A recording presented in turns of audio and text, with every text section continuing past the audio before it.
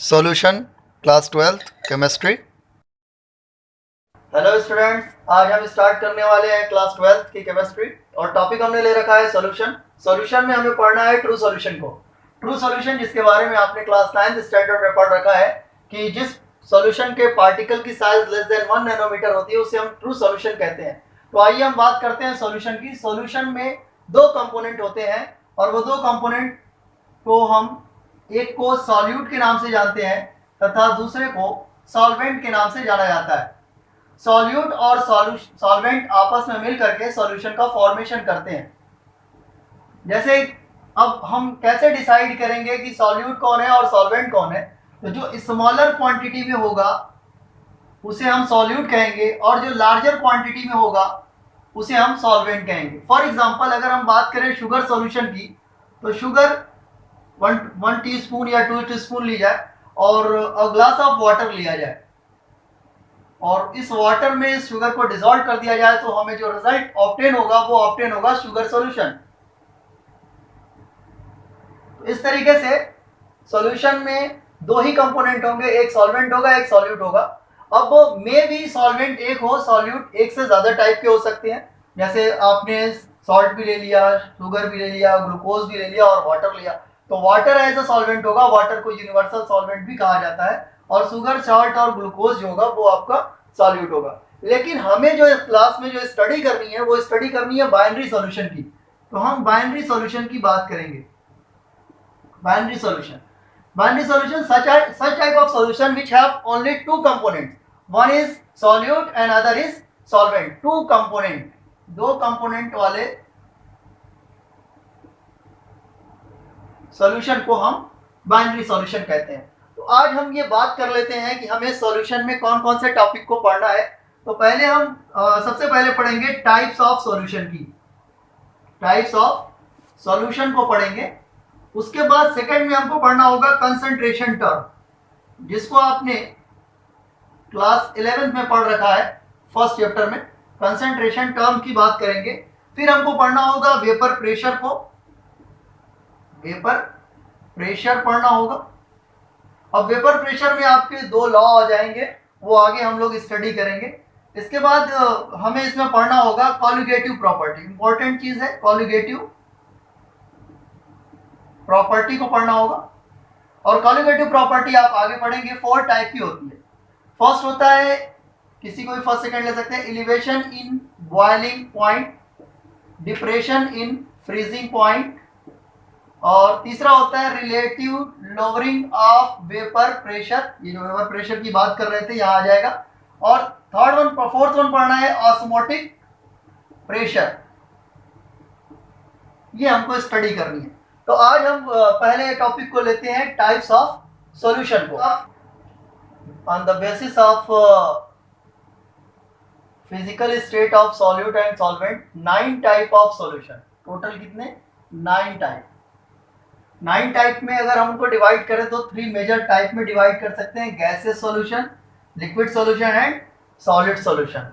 तो आइए हम बात करते हैं गैसेस सॉल्यूशन किसको कहेंगे। गैसेस सॉल्यूशन हम उसे कहेंगे जिसका सॉल्वेंट गैसियस हो,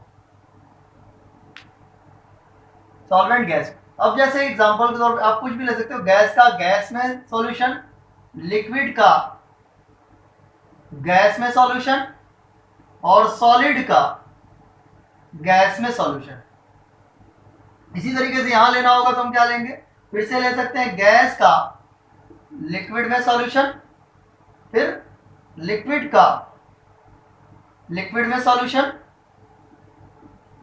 सॉलिड का लिक्विड में सॉल्यूशन, और यहां बात करेंगे तो फिर से गैस का सॉलिड में और फिर लिक्विड का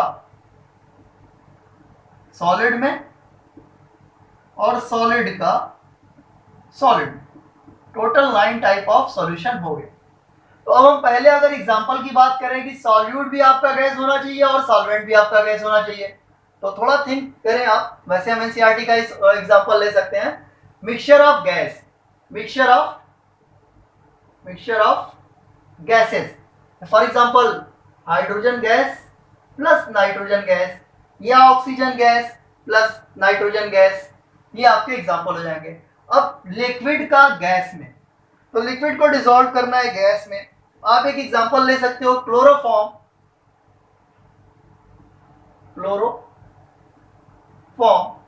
इन या मिक्स विथ N2 गैस, यानी क्लोरोफॉर्म लिक्विड फॉर्म में होता है और उसको नाइट्रोजन गैस में मिक्स कर दिया जाए, तो ये इसका एग्जांपल हो जाएगा। ऐसे ही अगर हम बात करें सॉलिड का गैस में, सॉलिड किसी सॉलिड को ले लें, सॉलिड के तौर पे हम कैम्फर ले सकते हैं, कैम्फर इन नाइट्रोजन गैस ले लें, कैम्फर इन N2 गैस, नाइट्रोजन गैस ले सकते हैं। फिर अगला एग्जांपल लेना है गैस का लिक्विड में, किसी गैस को लिक्विड में डिसॉल्व करना है। तो जैसे आपने कोल्ड ड्रिंक सॉफ्ट ड्रिंक को देखा होगा, उसमें आप देखते होंगे कि CO2 dissolve in water, example क्या होगा, सॉफ्ट ड्रिंक या कोल्ड ड्रिंक।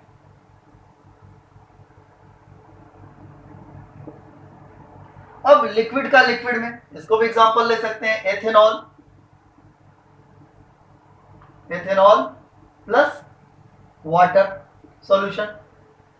सॉलिड का लिक्विड में बहुत ही सिंपल है, अभी जो हमने एग्जांपल ले रखा था, शुगर सॉल्यूशन।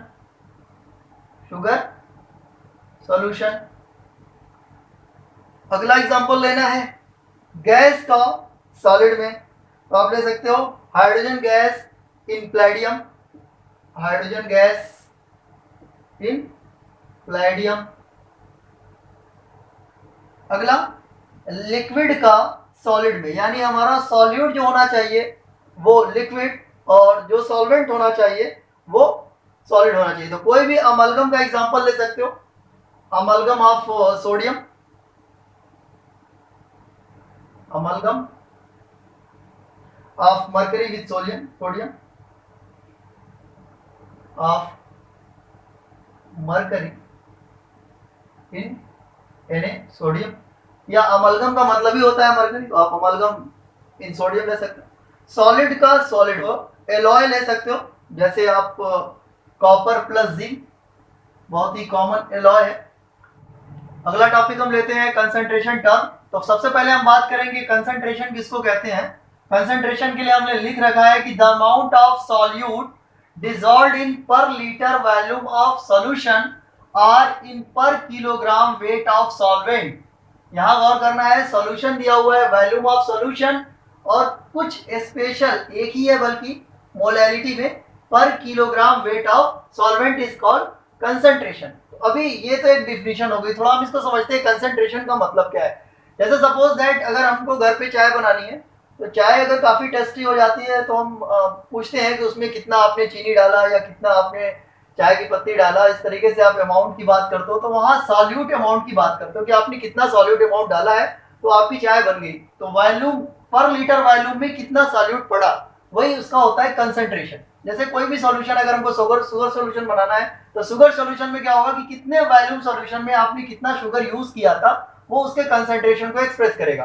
अब कंसंट्रेशन को एक्सप्रेस करने की बहुत सी क्वांटिटी है, उसकी हम बात करते हैं। अगर हम बांटना चाहें तो इसको दो अलग अलग पार्ट में डिवाइड कर सकते हैं। एक होती है कंसंट्रेशन की क्वांटिटी जो टेम्परेचर डिपेंडेंट होती है, टेम्परेचर डिपेंडेंट, और एक होती है टेम्परेचर इंडिपेंडेंट। इसलिए हमने दो पार्ट में डिवाइड कर दिया, टेम्परेचर इंडिपेंडेंट। तो टेम्परेचर डिपेंडेंट में मोस्टली वॉल्यूम आएगा और टेम्परेचर इंडिपेंडेंट में मोस्टली मास आएगा या वेट आएगा। तो हम बात करते हैं, बहुत सी आपने पढ़ रखी है क्वांटिटीज को। जैसे पहला आपने पढ़ा होगा percentage V by V, volume by volume percentage. दूसरा आपने पढ़ रखा है वेट बाई वॉल्यूम परसेंटेज। तीसरा आएगा मोलैरिटी, कैपिटल एम से डिनोट करते हैं। चौथा आएगा नॉर्मैलिटी, जिसे आप कैपिटल एन से रिप्रेजेंट करते हो। इसके अलावा इसमें आएगा पीपीएम जिसको पार्ट पर मिलियन कहा जाता है। अब पीपीएम में दो टाइप, एक होगा वॉल्यूम बाय वॉल्यूम पीपीएम, एक होगा मास बाय वॉल्यूम पीपीएम, इसमें आएगा। एक और होता है मास बाय मास पीपीएम, वो अगले वाले में आएगा, टेम्परेचर इंडिपेंडेंट वाले में। तो टेम्परेचर इंडिपेंडेंट की अगर हम बात करें तो इसमें आने वाला है इसका एक part, first one percentage weight by weight या मास बाय मास, दूसरा आने वाला है मोल फ्रैक्शन, मोल फ्रैक्शन, तीसरा आने वाला है मोलैलिटी, मोलैलिटी, ये है मोलैरिटी, ये है मोलैलिटी, इसको डिनोट करते हैं स्मॉल एम से। और चौथा आने वाला है, जैसा कि मैंने यहां से कहा था कि पीपीएम पार्ट पर मिलियन, एक होता है मास बाय मास, तो पीपीएम मास बाय मास। अब हम एक एक करके इन टेम्परेचर डिपेंडेंट और टेम्परेचर इंडिपेंडेंट क्वांटिटीज को एक्सप्रेस करते जाएंगे अगली वीडियो में।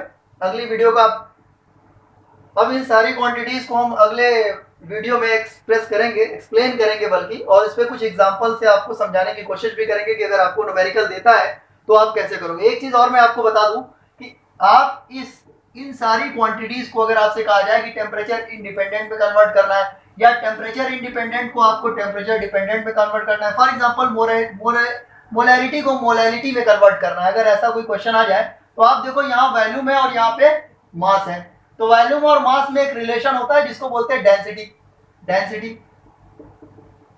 तो अगर हमको उस सॉल्यूशन की डेंसिटी मालूम हो तो हम इस टेम्परेचर डिपेंडेंट से टेम्परेचर इंडिपेंडेंट में कन्वर्ट कर सकते हैं और टेम्परेचर इंडिपेंडेंट से टेम्परेचर डिपेंडेंट में कन्वर्ट कर सकते हैं। तो इसके पहले आपको मालूम होना चाहिए डेंसिटी, डेंसिटी का यूज करके हम एक दूसरे क्वांटिटी को इंटरचेंज कर सकते हैं आपस में। Thanks for watching.